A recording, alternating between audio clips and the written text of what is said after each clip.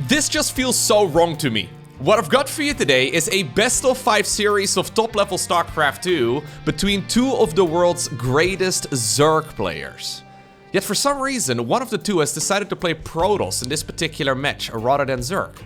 So, spotting right here in the top right-hand corner in game number 1 on a map called Ancient Cistern, playing with the blue Zerg drones, we have the number 1 Zerg player from South Korea, and he goes by the name of Dark. And his opponent, just like Dark, a previous world champion of StarCraft 2. Just to clarify, he won the finals, playing Zerg at the time. Playing with the red Protoss pieces, we're looking inside of the main base of the Italian player named Reynor. So, Reynor versus Dark in a best of 5 series. I have of course casted Reynor playing his off races in the past. I know that his Terran and Protoss are really good. But I didn't quite realize that he currently apparently prefers playing Protoss versus Dark's Zerg rather than playing ZVZ against him cross-server. Maybe something has to do here with the ping as well, of course, because Zerg versus Zerg is a very hectic matchup. The margin for error is tiny in general, and when you're playing Europe versus Korea, you usually play on the North American server just to make the ping, as equal as it can be. But there's no denying that it's tricky, right? Because everything is going to be delayed by like, 0.2 seconds or so. And apparently Reynor, at the very least right here in this game, decides to play Protoss instead. So I'm excited to find out exactly what ended up going down.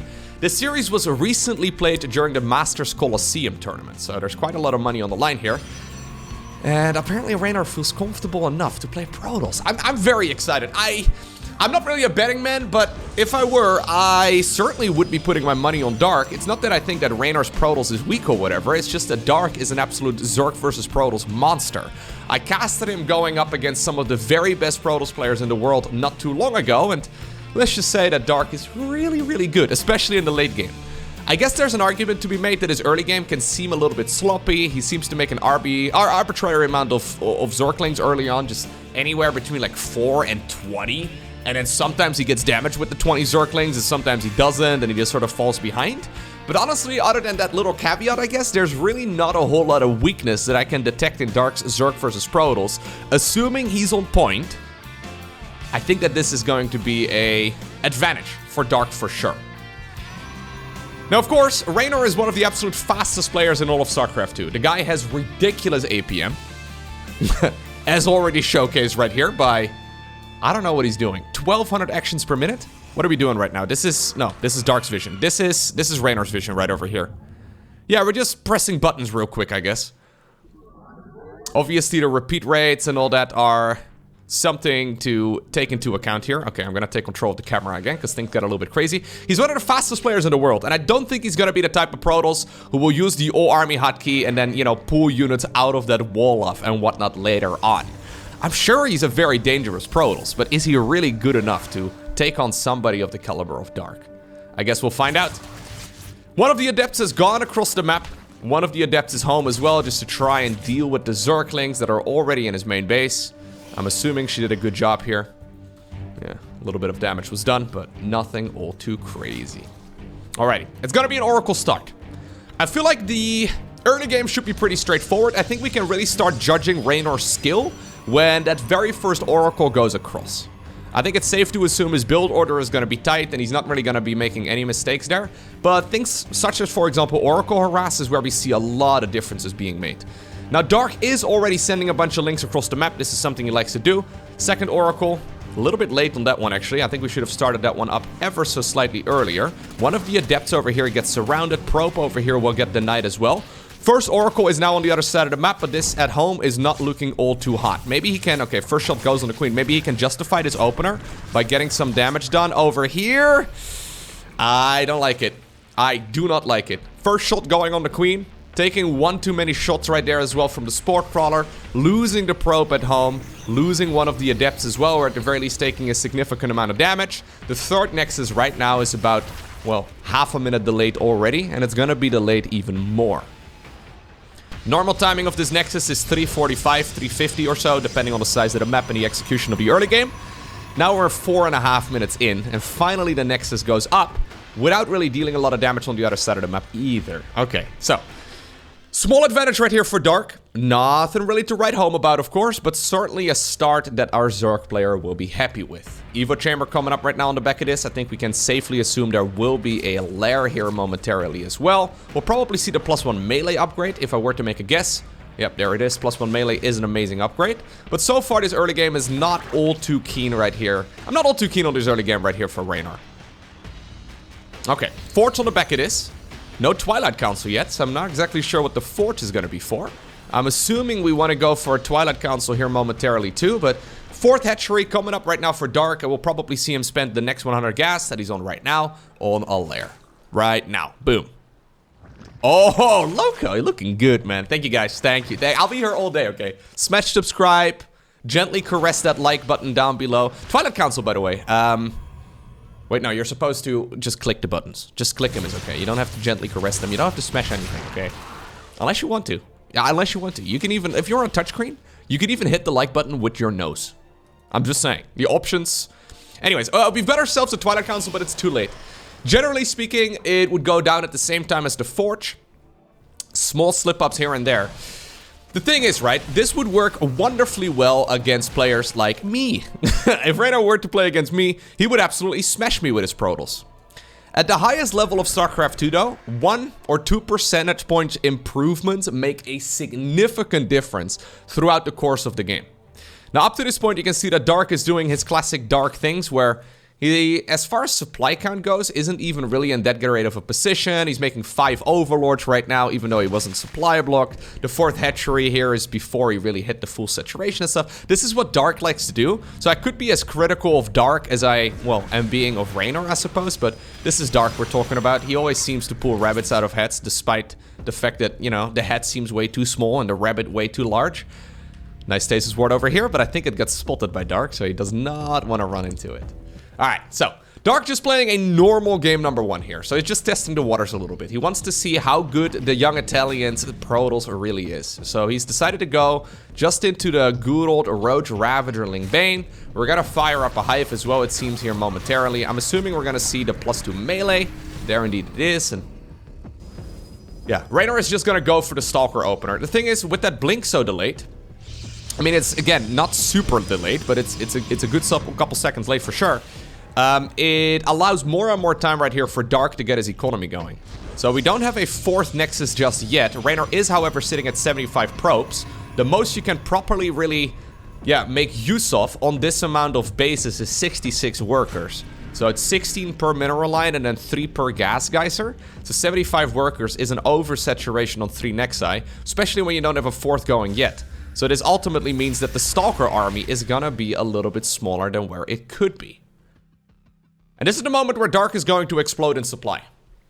Bailing speed has been started up. Lair is now morphing into a Hive. Storm is coming up, but still no 4th Nexus. There it finally comes up. This is a relatively late 4th Nexus, all things considered as well, because Reynor hasn't really been pressuring his opponent on the other side of the map at all. Zerglings right now flooding into the base. Getting a little bit of static defense done, I guess, and a couple Zerglings end up going down. I mean, as far as resources lost goes, this is just fine, of course, here for the Protoss, but ultimately, Dark is going to max out. And I think the one stage of the game you really want to avoid is playing against Dark in the late game. He really is a late game monster. I mean, I casted that series of his where he went up against Hero recently. Specifically that game, where was it again? Was it on Altitude? I'm not exactly sure. Anyways, he played that one game where he just played so incredibly passively. He just sat there on just a handful of bases, just taking beating after beating after beating, but despite the fact that Hero's economy was massive, there really wasn't a whole lot he could do against Dark's late game, it seemed. Banelings rolling into the side over here. Couple High Templar end up going down right as they got enough energy, I believe, for Storm as well. So that is unfortunate. 2 of the Templar here did not get Storms done. This one, okay, finally gets the Storm down before it ended up falling. Zerglings right now reinforcing this as well. I think that 4th Nexus is in a world of trouble. 6 probes have gone down. If the Nexus falls here, I think that Dark's advantage is going to just continue growing. +3 melee starts up right now. Adrenal glands coming up as well. +1 missile here coming, because apparently Dark feels comfortable enough to go into his 2nd evolution chamber. We have the charge upgrade, together with the +2 ground weapons upgrade here as well for Reynor. So that's nice and all, but So far, and I don't want to be a jerk about it, but so far this game is sort of going the way that I expected it to go. Not to be mean to Reynor at all. His Protoss is definitely very good, but against somebody like Dark, you gotta tighten up your game quite a bit. You gotta clear up and clean out this early game. Zealots are gonna finish up their charge research here momentarily. We have a shields upgrade coming up too, so that's gonna make life a little bit better, I guess, for Archons in particular, so we'll be very Archon Zealot focused. This isn't really a Zerg army where he's going to transition into lurkers or anything like that. I think Dark is just gonna do what he's been doing this entire game long, and he's just gonna rinse and repeat. His army at this point is looking massive. Glaved Adepts coming up. That's an interesting decision. Zealots over here did force the Council. Storm over here was also quite nice, it seems. Still a bunch of banelings on the back of this, though. Dark apparently is feeling like he can just push through, and that might be an overextension here by the South Korean Zerg, although he is picking off a lot of those heavy hitters here from the Protoss, recognizing that eventually these bases are gonna run out. At about the 10-minute mark, you'll usually see the main and the natural running low, and yeah, you can see that already reflected right here in the mineral count of the Protoss. This fourth base here at the 6 o'clock position is becoming absolutely critical. More Ravagers coming up. More Ravagers, more Roaches, more Zerglings, more Banelings, more of everything. The one thing I do really like right here for Reynor is the worker count. Normally, Protosses will not have this many workers here, especially after losing quite a few probes. So if there is going to be a saving grace in this game, I think it's probably going to be the probes.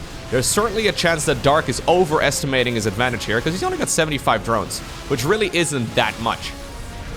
It's going to be difficult for him to continuously engage this. Now, that being said, looks like the probes are trying to sneak away, and they will mostly manage to escape, but, I mean, 21 probes down the drain.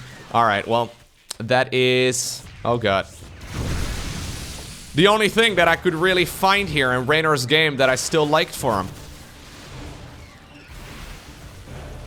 I think really his only chance right now is to try and catch the opponent off guard with an attack that is not expected. The thing is, Dark is not making a transition away from this. It's not like Dark is going into Brute Lords or, you know, Lurker play or anything like that. He's basically just been holding down the Zergling and Roach button this entire, well, second half of the game long. He's been making non-stop army here for a really long time, and while those Oracles are putting in a ton of work, right, and there are definitely some good aspects right here to the Protoss side of things, this has been very one-sided. Alright. Third Nexus is done. Done for the Zerg, that is. Bottom of the map right now gets scouted as well here by the Zerg player. There's one Templar with a little bit of energy, soon enough for a Storm. Couple of photon cannons here together with a shield battery. Immediately, new banelings are coming up.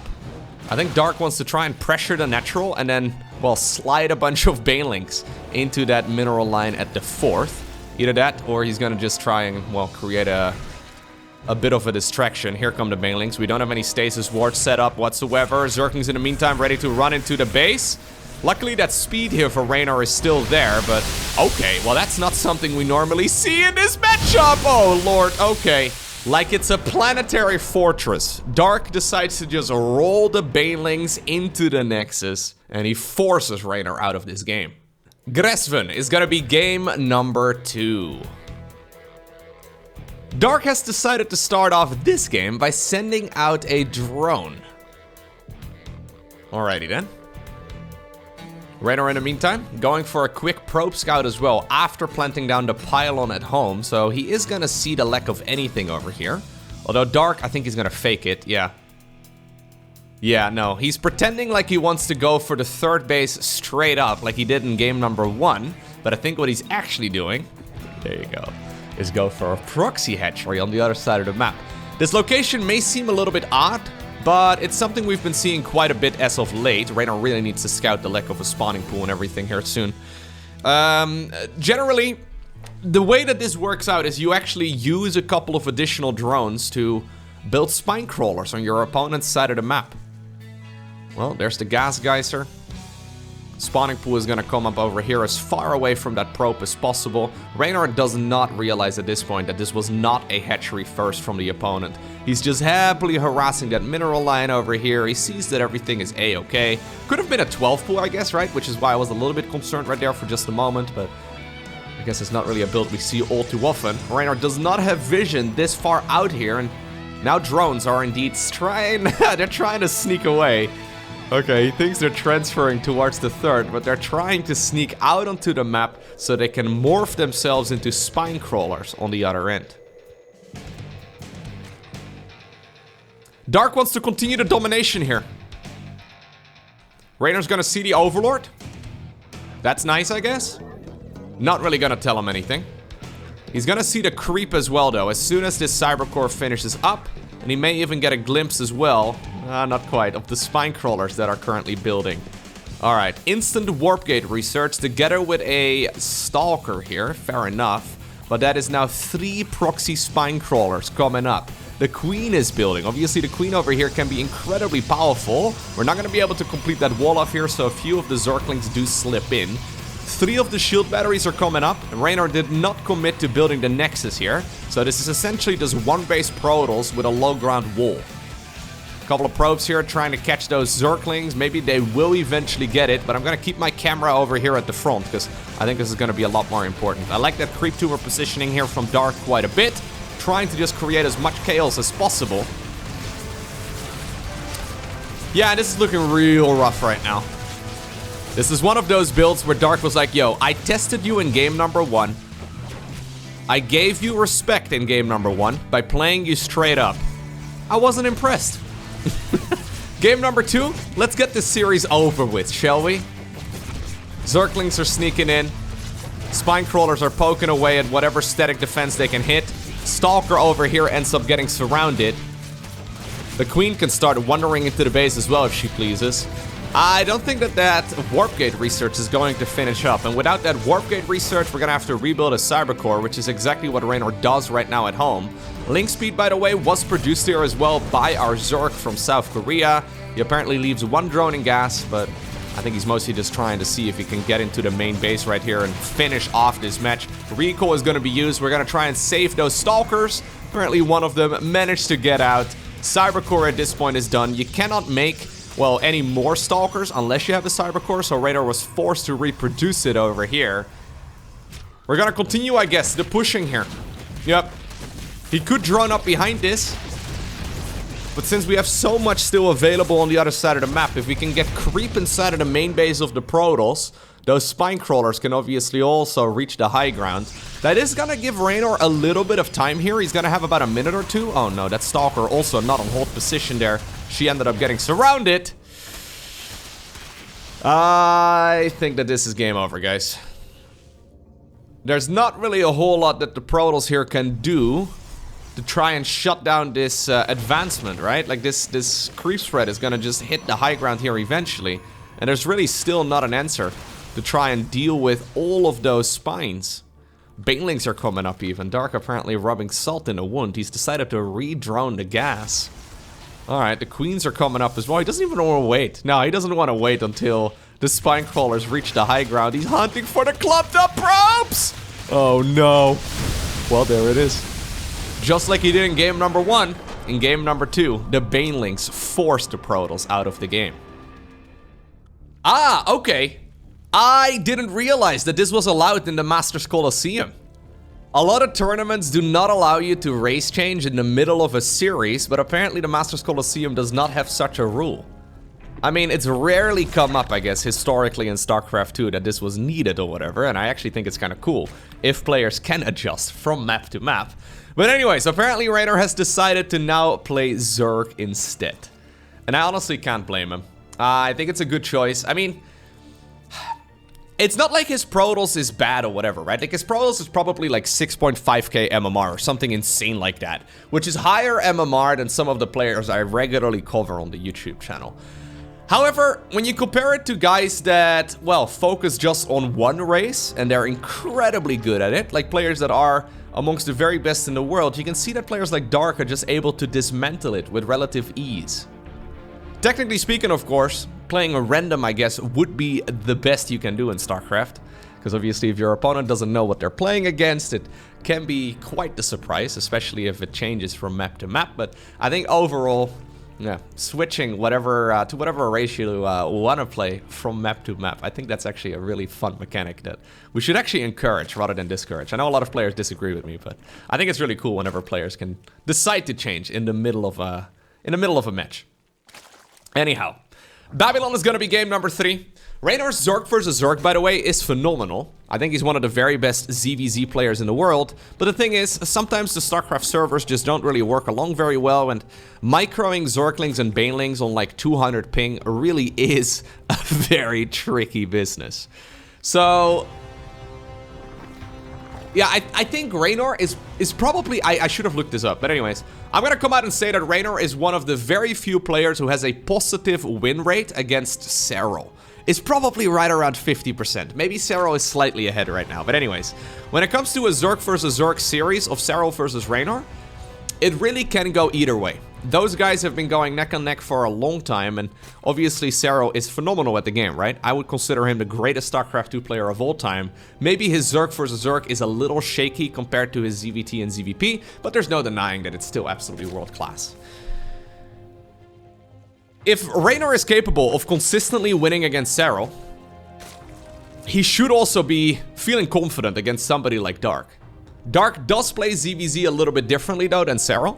In general, the Koreans do play the game a little bit differently than the European players. But already though, look at this.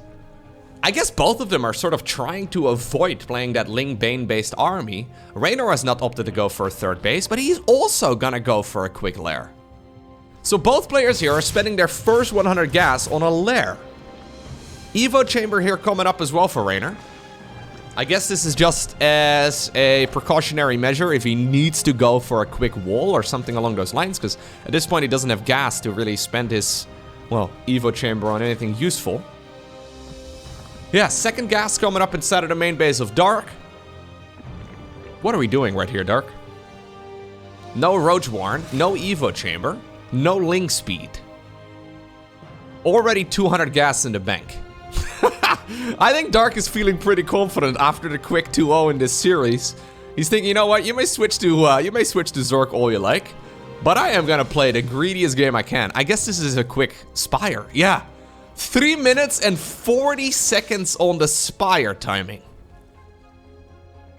That is absurdly quick. So just to clarify, no wall off, no Ling speed, no Roach Warren. At this point, all Dark has is 3 queens and a dream. If this would have been any sort of early game aggression here from Reynor, he'd be super dead. But luckily for him, and I guess he's thinking right now, right? He's thinking about this series. Like, okay, there's no way this dude is gonna cheese me now, after being this far behind in the series. Yeah, he decides to cut 17 corners, and I guess it's gonna work out for him. He's gonna be able to get Mutas out by like minute 5. That's really quick. So there is a Ling speed upgrade on the back of this. I kind of feel like he could have started his upgrade a little bit earlier, no? But maybe Dark is freestyling here a little. Reynor is gonna come in with the Overseer. He is gonna see the timing of the lair, and he is gonna see that Spire. And he's also gonna see that it's almost done. Maybe the Overseer is gonna sacrifice itself for this knowledge, but... Oh, what? No, for some reason the Queens did not decide to attack there. Okay. In the meantime, what do we have on the other side? Well, we've got Roach Speed together with the +1 missile upgrade. Third hatchery coming up right now for Reynor as well. He's gonna go into the infestation pit, but he is gonna be up with his back against the wall for the foreseeable future. Really not a whole lot you can do here as the defensive Zerg. You just simply, well, have to hold on. You can sort of harass later on, I guess, if you get like tunneling claws together with Burrow or something like that. But right now, Dark is gonna have complete map control. Dark even going into the +1 flyer upgrade. So this upgrade indicates to me that he wants to stick around on mass Muta. Gonna finish off at the very least that Overseer in the top left corner. And I think he'll just go after whatever he can find on the map right now. Generally, in my experience, when you can get up to 4 bases, playing against mass Muta is way easier. Because you can start thinking about, well, a bunch of Infestors, maybe Vipers, Hive Tech, Lurker play, all the rest of it. But on 3 bases, you can barely afford anything. So apparently Reynor is gonna smash his little gas bank on getting himself a couple of those Infestors out. But at this point, he's just barely on 2.5 base saturation, right? He's not even remotely thinking about making a 4th. So I'm a little afraid that for like the next 10 minutes, Dark is gonna have complete map control. And there's not really a whole lot that Reynor can do about it.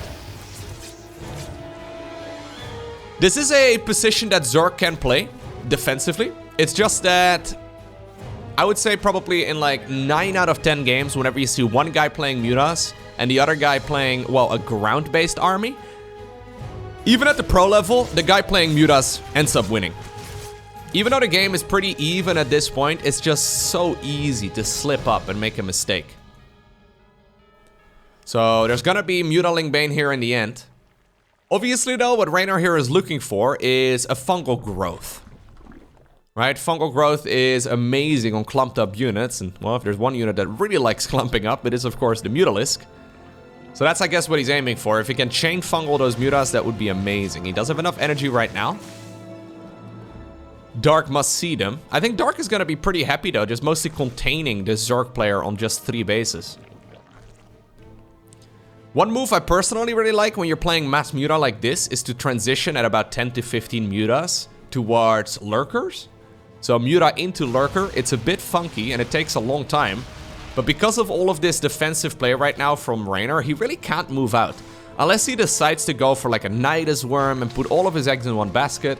Reynor, he's set up to be defensive, but he's also set up to be defensive for like at least 5 more minutes. So usually it gives you time to go into Lurker play. So if you end up playing Lurkers and you've contained your opponent on 3 bases and you're playing Lurkers on 4 and they're playing, well, Lurkers on 3, obviously you end up with a lot more stuff. So already the 5th hatchery is coming up in the bottom left-hand corner. Dark's not doing any of that, by the way. He's just doubling down on the Mutaling Bane play. And that little roach just now scouted as well that Spire is researching. So that's a big tell right here for Reynor. That's a very big tell that Dark is not planning to transition away from this. One transition you can make here as the Mutaling Bane player is into Ultras. So that's another option right here, but none of that seems to be in the cards here for Dark. He is just making a whole lot of stuff. And this is a bit risky, I'm not gonna lie. Ultimately, the strongest unit composition in this matchup is Hydra Lurker Viper. Hydra Lurker Viper kills everything. It absolutely destroys Mutaling Bane. The cost efficiency is off the charts. Obviously, Dark is gonna have reinforcements coming, so he can remax multiple times. There's the infestation pit.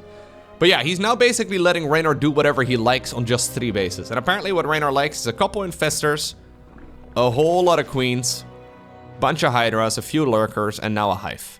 We really should saturate this gas geyser. Couple of drones going down. Yeah, so he's not really too committed right here with the Mutas, right? Just sort of harassing a little bit. He doesn't want to get fungled. He is playing with fire right now, though. Alright, quite a few drones end up going down, few overlords end up dying. At this point, Dark is basically maxed out as well, and start taking on quite a few of these structures. Vipers right now on the production tab as well for Reynor, but that is going to be the end for the Lurker then.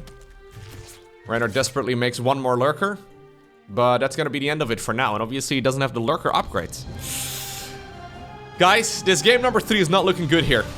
If you're a fan of Reynor, he's gonna need your energy, I believe, because this is not looking all too great. We just go for, okay, 44 additional Banelings. I think the plan for Dark is to just throw everything at the wall. It scares me a bit, I'm not gonna lie. Like Vipers with parasitic bombs, Infestors with fungal growth, Lurkers underground. I mean, technically speaking, Reynor has all of the tools at his disposal to shut this down. He's trying to sneak out, Reynor that is, a 4th hatchery on the right side. Yeah, those Lurkers are gonna have a grand old time. Ranged upgrades or not. Big fungal growth goes down as well. Parasitic bomb, there it is. Okay, quick split as well though by Dark rather. Not really slowing down too much there as far as the micro goes. Okay, that is all really good right there by Reynor. Yeah, it's very easy to accidentally mess up your hotkeys there and then have these Banelings connecting your mineral line, or to just be too focused in one area and then, you know, miss a fungal growth or whatever. But this is going good right here for Reynor. As good as it could be. Ultra Cavern, by the way, coming up right here for Dark. So he is making that switch here eventually. Drones, pull away. There's still 15 drones going down, but 15 drones at this point in the game is really not that significant. These are unupgraded lurkers. Still really nice, though. Parasitic bombs once again. Do we have any fungals remaining? Doesn't look like we need them. Excellent splits right there by Reynor, who's also going to start moving out right now with some of the queens, it looks like. He doesn't have enough hydras left over, though. Yeah, those mutas are going to have a grand old time. We don't generally see mutas with their +2, +1 upgrades. So I guess it makes it a bit tricky. Getting the kill on this base, yeah, it would still be really good for Dark. He is going to get the kill on this base. And that's going to shut down the eco quite a bit. Excuse me. Okay. +3. Together with Adrenal Glands. Chitinous Plating coming up here as well for Dark. He still has a couple lurkers, Reynor that is. But he's once again trying to bait this army away. Good split there once again by Dark. Trying to move away from this location. This would be a massive win, by the way, for Reynor. Yeah, historically, Zerg players don't really win very well from this, like, defensive position. But he's making the best of a very difficult scenario. Now the queens are starting to share the creep, I guess. Yeah, the creep is gonna touch. Oh, he's killing his own creep tumors. I love that. He sees the queens coming. Dark kills his own creep tumors to try and prevent that from being the case. But it's still gonna be about a minute or so until all that creep is dissipated. Okay, a couple of slow lurkers once again burrow in a scary location. Banelings over here get caught out. We don't have any ultras or anything along those lines just yet. The Banelings do not connect. Let's go, Reynor. This is such a difficult game to win.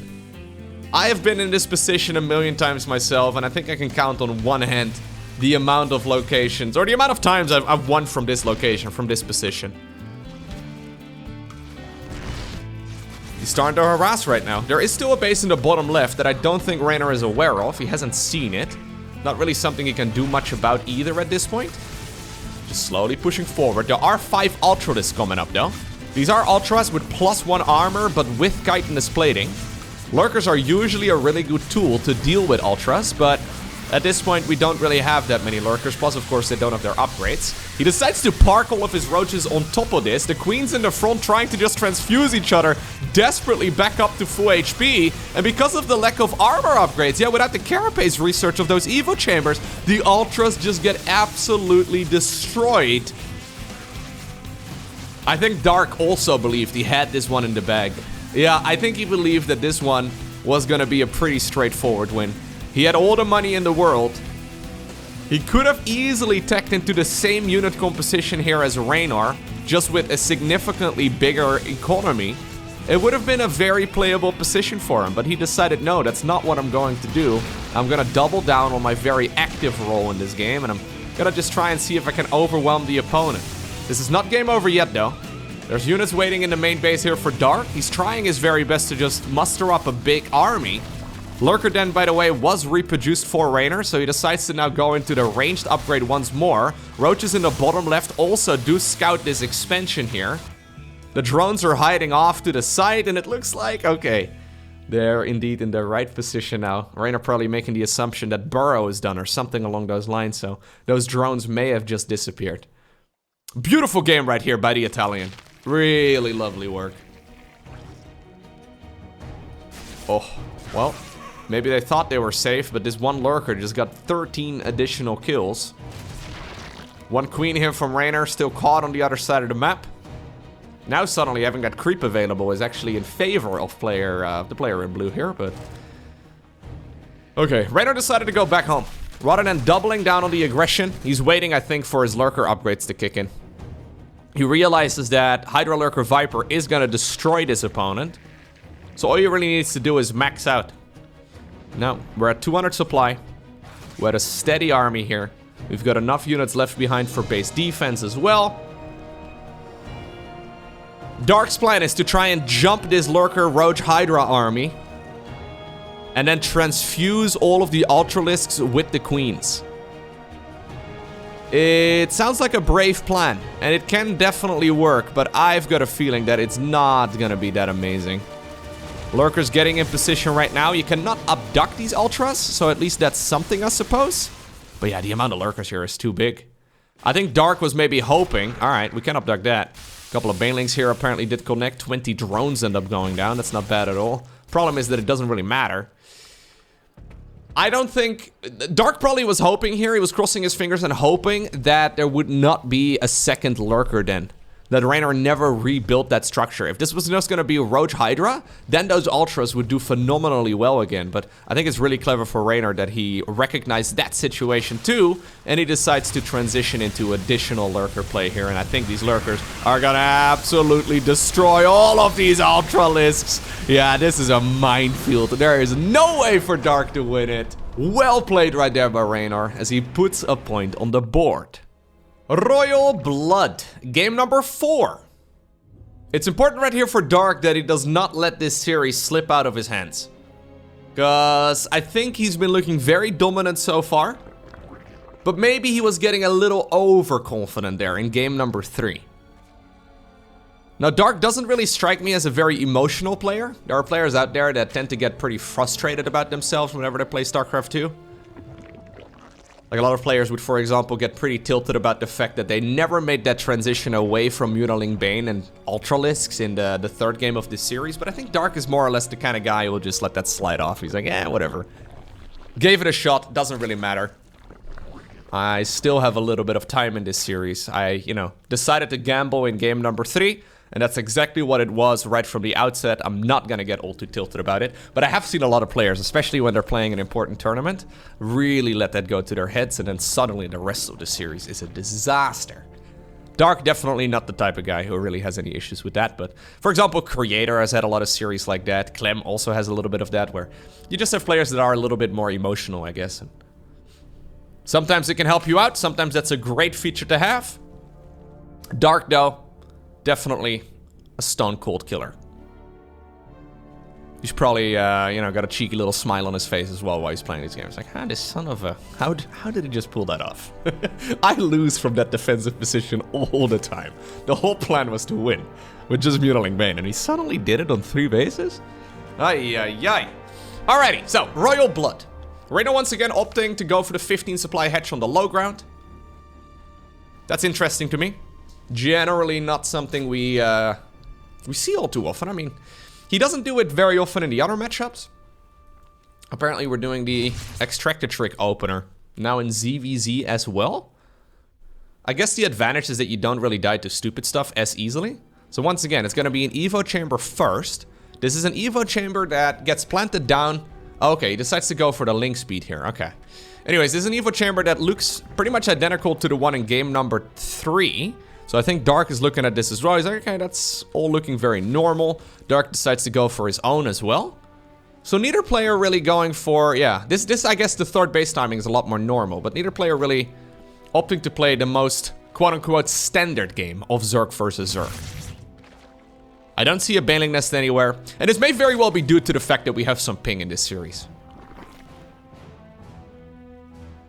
You gotta be a madman to enjoy microing Ling Bane with 0.2 seconds delay on all your actions.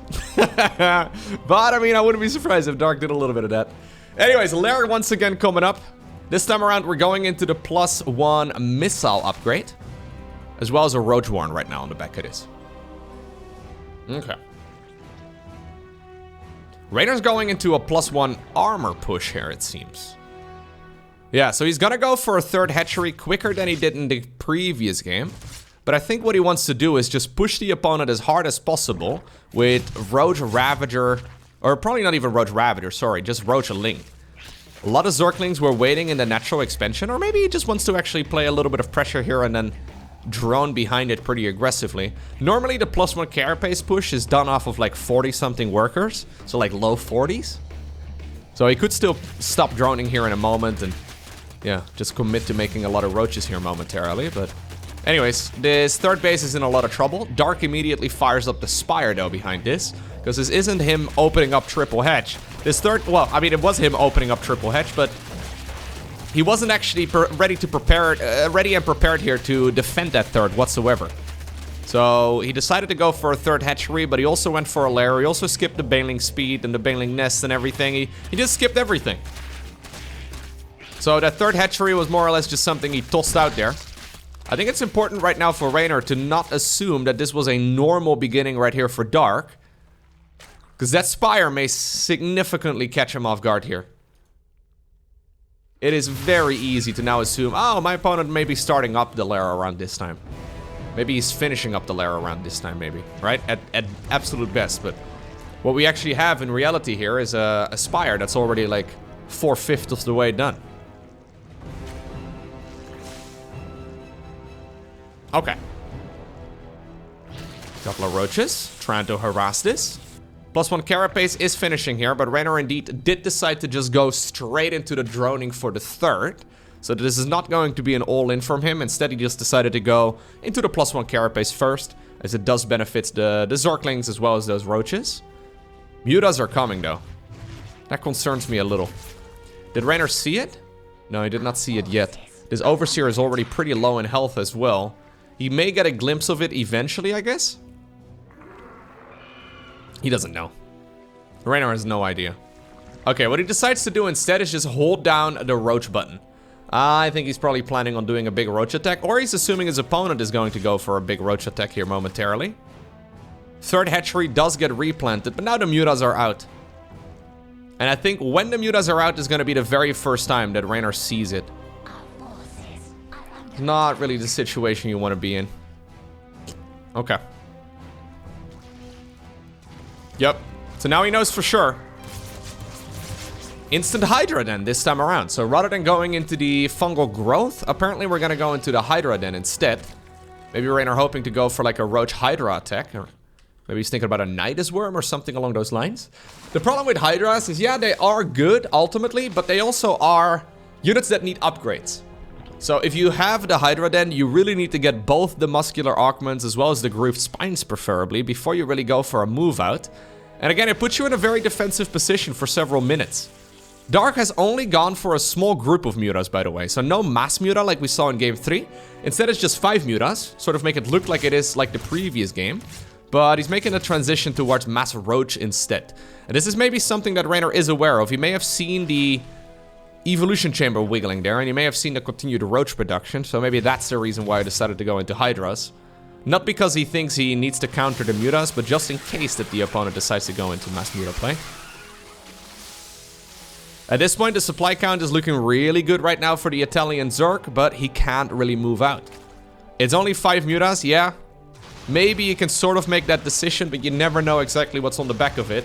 So Hydras are coming up right now with the ranged and, well, I guess the speed upgrade first. In the meantime, Dark has established a good economy on the other side of the map. Fourth hatchery is going to be attempted here at the bottom. We're going to have to get rid of that changeling first. But eventually the fourth hatchery does indeed drop down. And in the meantime, we already have the fourth hatchery done. I like this transition a lot better here from Dark. He could have done this in the previous game, so rather than playing mass muta, just play mutas into roaches. It feels a lot safer overall, although I guess there's technically a chance your opponent is going to have an easier time countering it, but you don't run into that late game issue at the very least. Alright, +2. Done right now for the ranged upgrade, and Dark is going to be moving across the map. +1/+1 has been finished already for a little bit as well for Reynor though, who's now going into an infestation pit here himself. Corrosive Biles, not connecting anywhere really, but they are forcing this army to back off, and this concave here is much better for the player in red. Yeah, he's almost inviting the Zerg in blue even deeper onto the creep, so he can maximize the value of that surface area. Knocking down the rocks here as well on Royal Blood, just trying to make sure he gets as much wiggle room as possible. He wants to set up maybe a bit of a wraparound, but Dark sees this coming. Okay.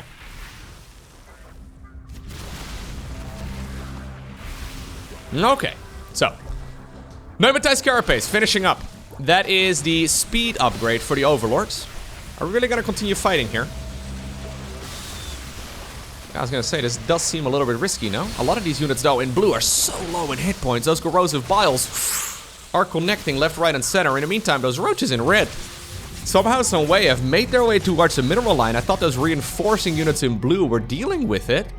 Reynor starting to execute some of that multitasking of his. And it's actually hurting the Zerg in blue quite a bit. Dark actually in quite a bit of trouble here. I think all of the mutas may have sacrificed themselves somewhere. Roach Hydra is, of course, well, higher in damage output than just straight up a Roach Ravager. Those Hydras do help quite a bit. Especially if we end up going for the ranged upgrade on them, though, which may not be a bad idea. It's a little bit pricey. Both players trying to split against those Bile to do the best of their abilities. Fight at the top, though, definitely won by Dark. Reynor is, however, pushing back Dark from the bottom angle. Again, this choke point here, yeah, this stairs. Not quite ideal there for Dark, and he's forced to retreat to the high ground. Both players basically just remaxing on Mass Roach. We are very late on these gas geysers here, which actually is going to cut into Reynor's production quite a bit. That may cost him dearly, like he doesn't really have that much gas here. Forced to cancel a bunch of his Ravagers as well, so that's gonna cost him even more. Reynor not maxed out, 1200 minerals in the bank, no gas. Dark pushing forward right now, into the concave. A little bit risky maybe, but he does have the numbers advantage. Reynor trying to come in from the side as well, maybe he can catch a couple of those Ravagers. Much easier to kill target, much easier to kill target rather. They take up a lot more space, and obviously they're pretty vulnerable, less hit points than a Roach. Good dodging of the Biles there, but Dark is doing a really lovely job here, dancing with these Roaches and Ravagers. It is critical here that he does not overextend. Reynor right now forced to go into Zerglings because he still does not have enough gas to just non-stop produce Roaches. Corrosive Biles there on the cocoons. Since it's magic damage, it ignores the armor that those cocoons have, so it's an easy way to snipe all of those bugs that would just be about to hatch. Dude, beautiful micro here by Dark, though. Really doing a fantastic job. Reynor's also doing a good job, don't get me wrong. The problem is he just didn't have the gas geysers taken at the 4th base early enough, and that now comes at the cost, ultimately, of the 3rd. Dark, of course, did end up losing a lot of eco over here, though. Yeah, he's finally resaturating that base of his. A couple of Overlords here end up going down as well. I don't think those should be the primary targets at this point, but if you're planning on remaxing at some point, it might not be a bad idea. We're just trying to snipe whatever we can. Okay. After several minutes of fighting, Dark is gonna breathe for just a little bit. But maybe he can go around the site one more time. He does have an Overseer in the mix, so getting rid of that Creep Tumor is a start. Okay. Reynor still with the worker lead, though. That is a big deal. Dark with some proper saturation. Both players at 2-2 research. Neither player really in an opportunity here or a position where they can actually transition towards Hydras and Lurkers and all that. I mean, we did have that Hydra den previously, but Lurkers would just be too expensive to mix in right now. You really are kind of boxed into Roach Ravager. Now you can see that Dark's economy has kicked in now, though. Yeah, he's got less workers, but he had a lot more solid of a mix of income, I guess, right? He didn't just have one resource coming in, so you can see that reflected right now in the supply count. Still, though, being the defender is always a little bit easier. Dark keeps on pushing into this choke point, right next to the fountain right here. Roach is coming in, though, for the reinforcing, and that's going to be the end for that hatchery one more time. And in the meantime, Dark apparently also shoving forward over here. Needs to be careful. Runs away at the perfect moment. Fighting over here. Yeah, this is really rough here for Reynor.